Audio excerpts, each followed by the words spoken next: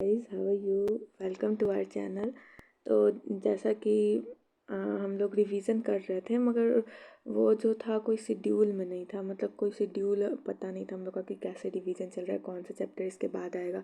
तो जिसके कारण बहुत कोई ना साथ में रिवीजन कर नहीं पा रहे थे। तो मैंने क्या किया, एक शेड्यूल बनाया है कि इस दिन ये करना है, इस दिन ये करना है। जैसे कि देखिए, हम लोग का आज 11 है, तो अगर ये 11 से स्टार्ट हो रहा है तो ये जो है वो 26 तक हम लोग का कंप्लीट हो जाएगा। टोटल सिलेबस मैंने जैसे दिया है, और ज़्यादा हेक्टिक नहीं है कि एक ही दिन में सब कुछ करना है चैप्टर का। हम लोग आराम आराम से करेंगे, मगर फिर भी हम लोग का 26 तक होल सिलेबस कंप्लीट हो जाएगा। और हम लोग का एग्ज़ाम है 7 मई को। तो हम लोग इसको दोबारा तिबारा भी, फर्स्ट ही टाइम रिवीजन में टाइम लगता है ना, सेकेंड थर्ड टाइम तो बहुत आराम से हो जाता है। तो हम लोग सारे रिवीजन को दोबारा तिबारा भी सारे उसको चैप्टर को दोबारा तिबारा भी रिवीजन कर सकते हैं, जिससे हम लोग का सही से पूरा रिवीजन हो जाएगा। और हम लोग इस टाइम टेस्ट भी देना शुरू कर देंगे, फुल सिलेबस वाला। मैं टेस्ट क्वेश्चन भी करवा दूँगी, जिसके कारण टेस्ट का भी प्रैक्टिस हो जाएगा। आप लोग क्वेश्चन पॉज कीजिएगा, फिर उसके बाद वो कीजिएगा। नहीं तो पहले पीडीएफ फॉर्म आप लोग सॉल्व कीजिएगा, मैं पीडीएफ भी दे दूँगी। फिर उसके बाद वीडियो लेक्चर स्टार्ट कीजिएगा। नहीं तो आप वीडियो से भी करते हैं तो आपका हो सकता है। तो देखिए मैंने क्या शेड्यूल बनाया है। जैसे कि फिजिक्स, केमिस्ट्री, बायो हुआ, तो 11 को हम लोग सेमीकंडक्टर करेंगे, जीओसी करेंगे, फिर मॉर्फोलॉजी करेंगे, फिर 12 को पीवाईक्यू करेंगे। फिर केमिस्ट्री का भी ऐसे ही, बायो का भी ऐसे ही। बायो में क्या करेंगे हम लोग डेली, क्योंकि बायो का ज़्यादा चैप्टर्स है, तो मैं सोची हूँ कि डेली हम लोग एक एक चैप्टर कंप्लीट करें। और हो भी जाएगा डेली एक एक चैप्टर कंप्लीट, क्योंकि ज़्यादा बिग डील है नहीं बायो का एक चैप्टर एक दिन में कंप्लीट करना। फिर उसके बाद ऐसे ही 13 को, 11 है आज, तो आज सेमीकंडक्टर का रिवीजन करेंगे, जीओसी करेंगे और मॉर्फोलॉजी करेंगे। हो सकता है मैं शॉर्ट नोट्स भी प्रोवाइड करूँ, पूरे चैप्टर का नहीं मगर कुछ चैप्टर का मैं शॉर्ट नोट्स प्रोवाइड करूँ। तो मैं करूँगी तो 10 बजे तक ही शॉर्ट नोट्स, जो भी मुझे जिस चैप्टर का करना होगा तो 10 बजे तक करूँगी। क्योंकि पूरे चैप्टर का करना तो मतलब तीनों चैप्टर का एक दिन में शॉर्ट नोट्स बनाना, उसके कल पीवाईक्यू बनाना तो पॉसिबल नहीं है। मगर मैं ट्राई करूँगी कि मैं काफ़ी चैप्टर का करूँ। आप लोग कहीं और से भी, हर जगह वन शॉट वीडियोस वगैरह होते हैं, शॉर्ट नोट्स होता है, तो कहीं और से भी आप लोग पढ़ सकते हैं। तो कंप्लीट कीजिएगा एक दिन, और फिर नेक्स्ट डे हम लोग पीवाईक्यू बनाएंगे। ऐसे ही 13 को डुअल नेचर करेंगे, हाइड्रोकार्बन करेंगे, फिर न्यूरल और केमिकल कंट्रोल एंड कोऑर्डिनेशन, ये दोनों चैप्टर करेंगे। क्योंकि हम लोग ये दोनों चैप्टर कर चुके हैं, तो इसमें ज़्यादा टाइम देने से क्या फ़ायदा। फिर सेल और सेल डिवीज़न करेंगे, फिर यहाँ पर एटम्स, न्यूक्लियाई करेंगे। तो ऐसे करके धीरे धीरे हम लोगों का पूरा चैप्टर 7 मई तक कंप्लीट हो जाए, नहीं सॉरी, 26 मार्च तक कंप्लीट हो जाएगा। 7 मई को तो हम लोग का नीट का एग्ज़ाम है। तो इस तरीके से, और है ना, ये आप लोग बताइए कि ये सही है या फिर नहीं, क्योंकि मैं चाहती हूँ कि सब साथ में करें। कुछ कर रहे हैं, कुछ नहीं कर रहे, तो ऐसे सही नहीं हो रहा है। तो अगर आपको कोई और चैप्टर का रिवीजन करना है इसके बाद, या फिर कुछ और करना, तो आप बता सकते हैं। और वैसे तो ये सही है, पहले हम लोग केमिस्ट्री में ऑर्गेनिक का करेंगे, फिर उसके बाद फिजिकल का करेंगे, फिर उसके बाद इनऑर्गेनिक का करेंगे। इनऑर्गेनिक लास्ट में करेंगे, फिर उसके बाद हम लोग इनऑर्गेनिक को काफ़ी टाइम रिवीजन कर सकते हैं।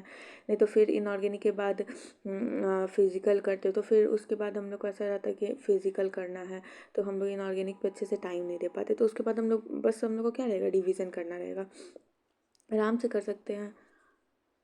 मैं चाहती हूँ कि इस वीडियो को जो भी देख रहे हैं, तो वो कमेंट करके अपना ओपिनियन बताएं। सब कमेंट करें, जो भी देख रहे हैं सबका कमेंट मैं चाहती हूँ इस वीडियो पे।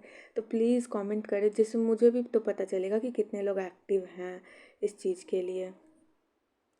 और जैसा कि एग्ज़ाम आ रहा है, तो इसमें टेंस होने की कोई बात नहीं है। सभी लोग, सारे एस्पिरेंट्स टेंस रहते हैं, सभी को टेंशन होता है।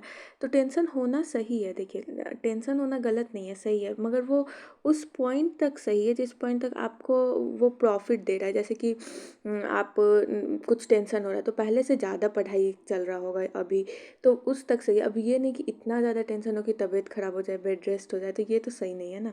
तो टेंशन भी सही है, मगर एक लेवल तक सही है। और आप सब बोल रहे हैं कि मेरा ये चैप्टर बैकलॉग है, ये चैप्टर बैकलॉग नहीं है, तो आप पहले क्या कीजिए, आज ही क्या कीजिए, अपने कॉपी को 2 पार्ट में या फिर 2 पार्ट में डिवाइड कीजिए।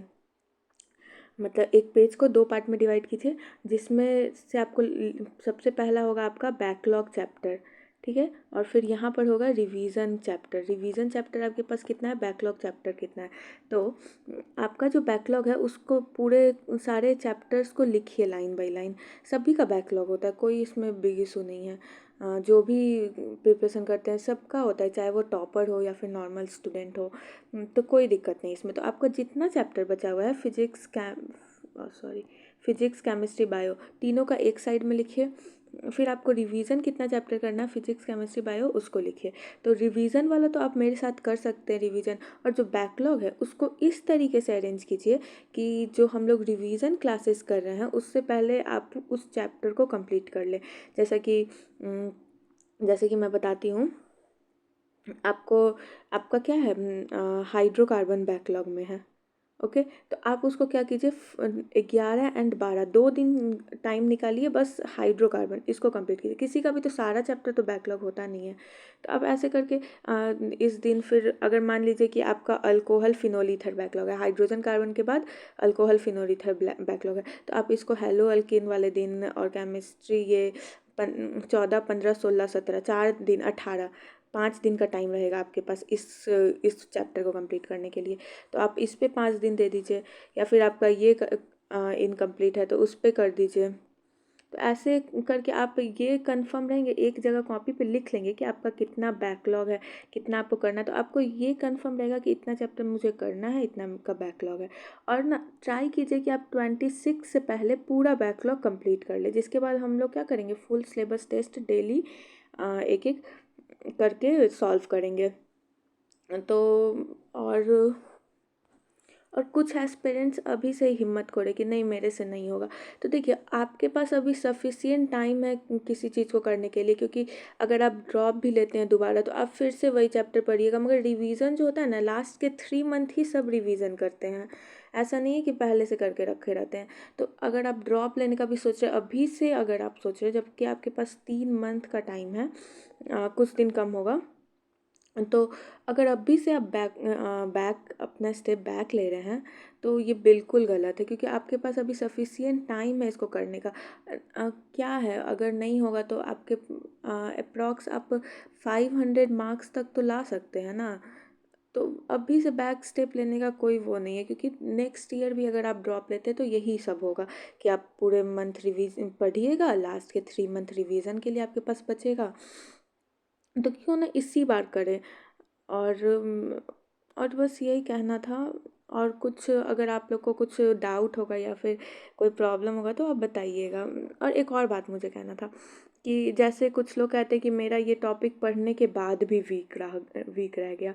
तो देखिए वीक है वो टॉपिक, तो आपको उस पर थोड़ा क्या है, उसको उसको टाइम ज़्यादा देना पड़ेगा। जो टॉपिक वीक है उसको थोड़ा ज़्यादा टाइम दीजिए। जैसे कि अगर आपके पास उसको 5 दिन तक या फिर 6 दिन तक थोड़ा थोड़ा एक एक घंटा उसको रिवीजन कीजिए, क्योंकि आपका वो टॉपिक पढ़ा हुआ है ना, बस आपका वीक है, आपसे क्वेश्चन नहीं बन रहा है। तो डेली आप उस पर एक एक ही घंटा दीजिए ना।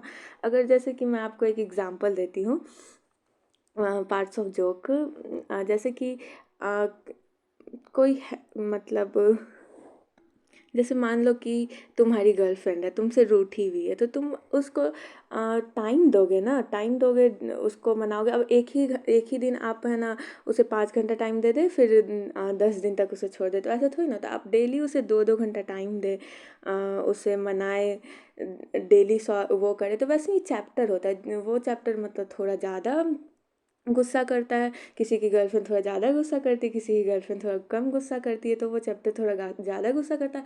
आप उसको थोड़े दिन तक टाइम दो ना, 2-2 घंटे टाइम दो, एक एक घंटे ही टाइम दो, मगर दो तो टाइम, तब देखो कि कैसे वो चैप्टर वीक रहता है। और अब बस हो गया। और कोई डाउट होगा तो आप एकदम काम रहिए, एकदम चिल रहिए, एकदम माइंड फ्रेश से एग्ज़ाम दीजिए, कोई दिक्कत नहीं है। अभी से टेंस होने का कोई ज़रूरत नहीं है, बहुत टाइम है अभी हम लोगों के पास। मगर इसका मतलब ये नहीं कि सोचिए कि हाँ अभी बहुत टाइम है तो आराम से हम लोग कंप्लीट करेंगे चैप्टर। चिल मारते हैं, घूमते फिरते हैं। पढ़िए, मतलब थोड़ा टेंस रहना ज़रूरी है। मैं एक टाइम कह रही हूँ टेंस ना हो, एक टाइम कह रही हूँ टेंस हो। मतलब थोड़ा सा ज़रूरी है कि हाँ एग्ज़ाम आ रहा है, थोड़ा सा रहो, मगर एकदम ज़्यादा नहीं कि फ्रस्ट्रेटेड हो गया, डिप्रेस्ड हो गया। चिल ना, सब कुछ सही है। हाँ, बस इतना ही कहना था। मोटिवेटेड रहिए और पढ़ते रहिए। Thank you.